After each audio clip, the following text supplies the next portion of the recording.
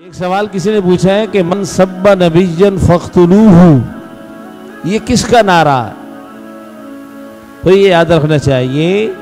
یہ کسی تنظیم یا کسی جماعت کا نعرہ نہیں ہے۔ ہمارے یہ تحریک لبیک والے حضرات لگاتے ہیں، یہ رسول اللہ صلی اللہ علیہ وسلم کا ارشاد مبارک ہے، اللہ کی مرضی ہے، رسول اللہ کا اعلان ہے، صحابہ کرام کا عمل ہے، اولیاء اللہ کا مشن ہے، علماء کا فرض ہے، اور ہم امت پر یہ قرض ہے۔ من سب نبیًا فاقتلوہ، رسول اللہ صلی اللہ علیہ وسلم نے ارشاد فرمایا جو شخص کسی بھی نبی کو گالی دے اور اس کی گستاخی کرے اسے قتل کر دو۔ اب اس کی تفصیل ضرور ہے کہ قتل کرنے کا حکم اختیار عدالت کو ہوگا، حکومت کو ہوگا، وہ اسے سزا دے، اور اگر اس کے اختیار میں نہیں ہے، یا آج کل کی ہماری حکومتوں جیسا حال ہے کہ بے ایمان کہنے کو مسلمان، منافق اور کافر ہو چکے، کسی سے چھپا ہوا نہیں، شراب و کباب میں ڈوبے ہوئے لوگوں کو اس کی کیا قدر کہ رسول اللہ اور کسی نبی کی عزت و اکرام کیا ہوتا۔ تو پھر ایسے موقع پر علماء اس بات کا فیصلہ کرتے ہیں کہ یہ شخص گستاخ اور کافر ہے اور اس سزا کا مستحق ہے، پھر اس کو سزا دی جاتی۔ لیکن اگر کوئی مسلمان تمام تر صورتوں کو دیکھنے کے بعد، عدالتوں اور حالات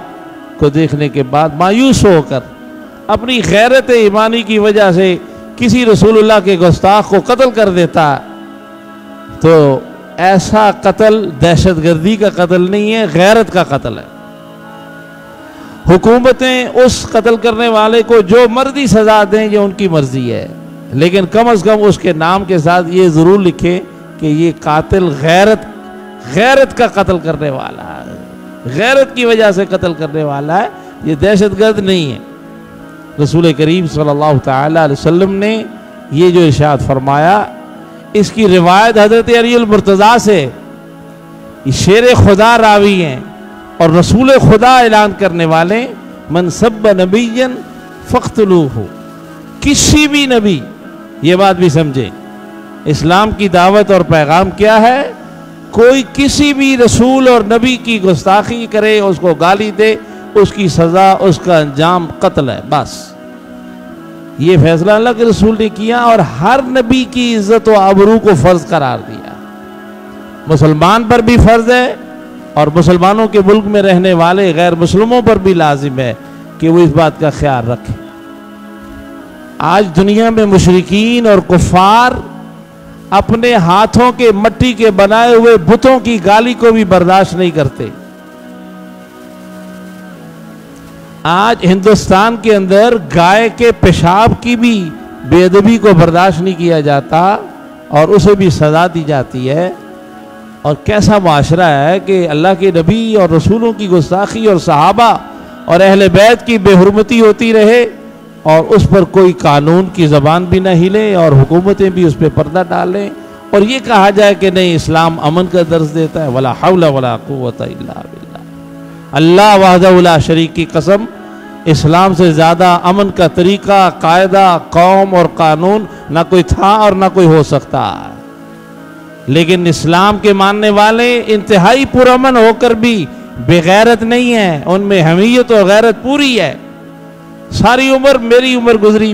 آپ کی عمر گزری ہے، تو کلمہ طیبہ کا تقاضا یہی ہے کہ ہم ہمیشہ امن کا درس دیں گے، ہمیشہ امن کا اعلان کریں گے، اور بدامنی کرنے والے ہماری نظر میں درست نہیں ہیں، ان کا طریقہ کار بالکل غلط ہے۔ لیکن یہ بھی بات ساتھ ہے کہ اللہ کے رسول کی گستاخی اور بے ادبی کو سننے کے بعد میں اللہ کی قسم اٹھا کر کہا ہے، اللہ کی قسم میں بھی دیکھوں گا تو میں جتنا امن کی باتیں کرنے والا ہوں اپنے ہاتھ سے اس کی گردن اتارنے کو اپنے لیے فرض اور قرض سمجھوں گا، کیونکہ یہ ہمارا دینی فریضہ ہے کہ ہم اپنے پیارے نبیوں رسولوں پر ایمان بھی لائیں اور ان کی عزت و ناموز کے پہرے دار بھی بنیں۔ لا الہ الا اللہ محمد رسول اللہ، اس کا تقاضا ہے، یہ بے امنی نہیں ہے، گالی کو روکنا بھی بے امنی ہے، آپ کو کوئی گالی دے رہا ہے تو اس کو روکنا امن ہے یا اسے اجازت دینا امن ہے؟ تو بالکل اسی طرح انبیاء علیہ السلام کی عزت و ناموس اس سے زیادہ فرض ہے، کیونکہ وہ اللہ کا پیغام لاتے ہیں، اللہ کے طرف سے چنے ہوئے ہیں۔ ان کا انکار، ان کی گستاخی، ان کی بے ادبی حقیقتاً اللہ کی بے ادبی اور گستاخی ہوتی ہے، اس کی ذات کا انکار ہوتا۔ اللہ تعالیٰ سمجھنے کی توفیق عطا فرمائے۔ غیرت اور دہشت میں فرق کرنا چاہیے، اور آپ سب حضرات کے لیے بھی ہے کہ اتنے پرامن اور اتنے ٹھنڈے بننے کی کوشش نہ کریں۔ لا الہ الا اللہ ٹھنڈا کرنے کے لیے نہیں ہے، وہ ایمان اور عشق و محبت کی گرمی پیدا کرنے کے لیے ہے۔ ہمارا ایمان یہ تھا، ہے اور رہے گا کہ من سب نبیا فاقتلوہ، اللہ کے رسول، اللہ کے پیغمبر کی گستاخی کرنے والے کی ایک ہی سزا ہے اور وہ قتل ہے،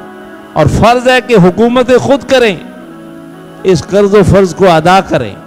اور ایسا نہیں ہے تو پھر کوئی شخص کر لیتا ہے اور ثابت ہو جاتا ہے کہ واقعی یہ شخص گستاخ تھا، تو پھر اس شخص کو قاتل نہیں کہا جائے گا، اسے غیرت مند کہا جائے گا۔ اللہ تعالیٰ سمجھنے کی توفیق عطا فرمائے، اور رسول کریم صلی اللہ تعالی علیہ وآلہ وسلم و تمامی انبیاء پر ایمان، یقین اور ان کا ادب اور تعظیم اپنے ایمان، اپنی زندگی کا حصہ بنانے کی توفیق عطا فرمائے۔ اللہم آمین۔